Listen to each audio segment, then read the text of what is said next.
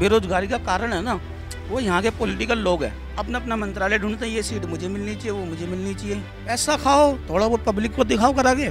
इसी CP area के अंदर आप देख रहे हैं कितने गरीब लोग, कितने फकीर लोग। आप इनको कहीं ना कहीं कोई ना कोई आश्रय बनाइए। पहले इंसान को बदलना चाहिए। अगर गरीब उन्नति करेगा तभी तो देश आगे बढ़ेगा। लेडीज का किराया फ्री करने से क्या फायदा? एमसीडी की जो जॉब करते हैं उनकी सैलरी टाइम से नहीं पहुंची है। 20 का किराया है ना, अब उसको 10 का कर दो। नमस्कार, मैं आयुष, आप देख रहे हैं सौगंध टीवी। आज हम बात करने वाले हैं कि क्या जनसंख्या कारण हो सकता है बेरोजगारी महंगाई का। तो अंकल बताइए, क्या जनसंख्या कारण हो सकता है बेरोजगारी महंगाई का? नहीं, प्रॉपर पूरी तरह से जनसंख्या नहीं है इस मामले के अंदर। इस मामले में जो बेरोजगारी का कारण है ना, वो यहाँ के पॉलिटिकल लोग हैं। ऐसा क्यों लगता है आपको? ऐसा इसलिए लगता है कि आप देखिए, अगर जनसंख्या ही कारण होती तो चाइना को से इक्वल करके देखो, वो हमसे ज़्यादा ऊपर है बिजनेस के अंदर, किसी भी चीज़ के अंदर। तो आप ये देखिए ना, जनसंख्या को सारा दोष मत दीजिए। दोष अपने ही लोगों का है ज़्यादातर, जिसमें कि वो पब्लिक का कम, अपने बारे में ज़्यादा सोचते हैं। जीतने से पहले हाथ जोड़ के कहते हैं हम ये काम करेंगे, हम ये देंगे, वो करेंगे, बेरोजगारी ख़त्म करेंगे। जब जीत जाते हैं, जीतने के बाद फिर वो ये करते हैं, अपना अपना मंत्रालय ढूंढते हैं, ये सीट मुझे मिलनी चाहिए, वो मुझे मिलनी चाहिए। चलो जी, वो भी हो जाता है। फिर जब उसके बाद गवर्नमेंट की तरफ से उनको पैसा मिलता है पब्लिक के लिए, उसमें से शायद ही 50% लगता होगा। बाकी सब घोटाले के अंदर, ये वो फलाना ढिकाना, बहुत सारी चीज़ें हैं। मैं आपको क्या क्या बोलूँ।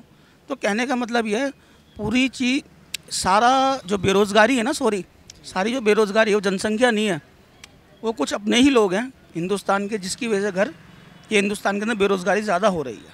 तो आपको ये लगता है कि जो नेता लोग हैं वो पैसा खा लेते हैं, बेरोजगारी इसलिए बढ़ रही है? कहने का मतलब ये, कुछ नेता लोग अच्छे भी हैं, कुछ गलत भी हैं। कहने के तौर पर जैसे कि अभी केजरीवाल जेल में गए हुए हैं, उन्होंने भी घोटाला किया। जब वो पकड़े गए, और जब वो पकड़े गए तो उनके बारे में मालूम पड़ा। वरना अगर वो सही चलते तो जो पैसा उन्होंने अपने घर मकान में लगाया वो पब्लिक के लिए लगाते तो कितना बेनिफिट होता। तो ये कारण है सारा। तो कहने का मतलब ये, शुरुआत में सब अपना अच्छापन दिखाते हैं नेता लोग, बाद में वही करप्ट निकल जाते हैं। अब ये कह रहे हो कि पहले नेता सब के आगे हाथ जोड़ते हैं, वोट मांगते हैं कि जब वोट मिल गया तो 5 साल के लिए बैठो आराम से और पैसा खाओ। पैसा खाओ, थोड़ा बहुत पब्लिक को दिखाओ करा के, फिर उसके बाद पैसा खाओ। यही होता है। अगर वो थोड़ा सा पब्लिक की तरफ देखें कि देखो, हमारे इस हिंदुस्तानी सीपी एरिया है, इस सीपी एरिया के अंदर ये नंबर 1 एरिया आता है दिल्ली का। इसी सीपी एरिया के अंदर आप देख रहे हैं कितने गरीब लोग, कितने फ़कीर लोग रास्ते पे ही नज़र आ जाएंगे। इसका कारण क्या है? आप इनको कहीं ना कहीं कोई ना कोई आश्रय बनाइए, जिससे कि इनको आश्रय मिले, और इनको रोज़गार दीजिए ताकि इनको भीख ना मांगनी पड़े। आप समझो, उनको एक्शन लेना चाहिए पॉलिटिकल लोगों को कि भाई गरीबों के लिए पहले देखो। अगर वरना फिर यही चीज़ चलती रहेगी।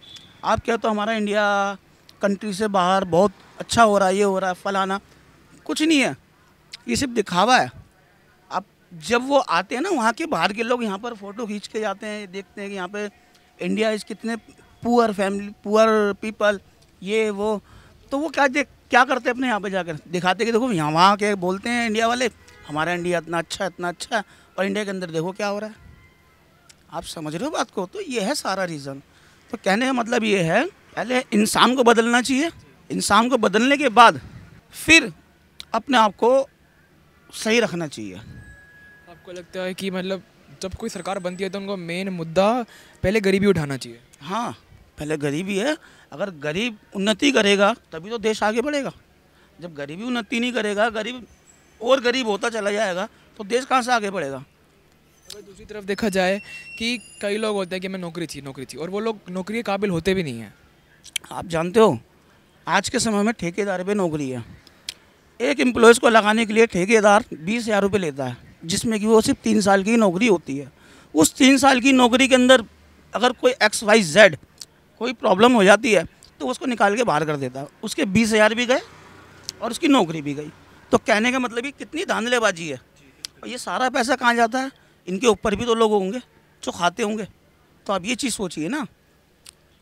कहने का मतलब ये, हिसाब सब कुछ घोटाला है, बस यही था मेरा कहना। तो इसमें ये भी देखा जा सकता है कि मतलब जैसे आप कह रहे जनसंख्या चाइना की भी प्रगति कर रही है, देश में जनसंख्या काफ़ी है, पर देखा जाए कि कई होता है ना कि सबको लोगों को हाथ में चाहिए कि बैठे बैठे मिल जाए, क्या ये कारण हो सकता है बेरोजगारी का? उसका भी कारण है, पूछो क्या। अब हमारे केजरीवाल साहब जी है, लेडीज़ का किराया फ्री कर दिया, बिजली फ्री कर दी। चलो मैं समझ सकता हूँ आपने गरीब लोगों के लिए करा, लेडीज़ का किराया फ्री करने से क्या फ़ायदा। एमसीडी की जो जॉब करते हैं उनकी सैलरी टाइम से नहीं पहुँची है। आप पूछो जाकर देखो, बहुत लोग मिलते हैं मुझे, हाँ ऑटो के अंदर बैठते हैं मेरे, वो बता दिया हमारी तनख्वाह नहीं आ रही, ये नहीं आ रही, वो नहीं आ रही। क्या कारण है? अरे आप जो चीज़ चल रही है देश को आगे बढ़ाने के लिए, सपोज़ करो अगर आप किराया फ्री करो, आप सब्सिडी देना चाहते हो ना, 20 का किराया है ना, आप उसको 10 का कर दो। गरीबों को अगर आपको कुछ हेल्प करनी है, ये नहीं कि आप बिल्कुल ही फ्री कर दो, उससे फ्री से फ़ायदा क्या है? कुछ भी फ़ायदा नहीं है। तो कहने का मतलब ये प्रॉपर इस वजह से इंडिया लॉस में जाता चला जाएगा। जो इंसान अपने लिए सोचेगा और गरीबों के लिए नहीं सोचेगा और ख़ुद को ही आगे बढ़ाना चाहेगा, ये रीज़न है सारा।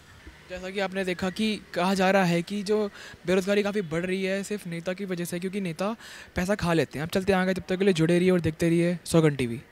आप देख रहे हैं सौगंध टीवी, सौगंध वतन की।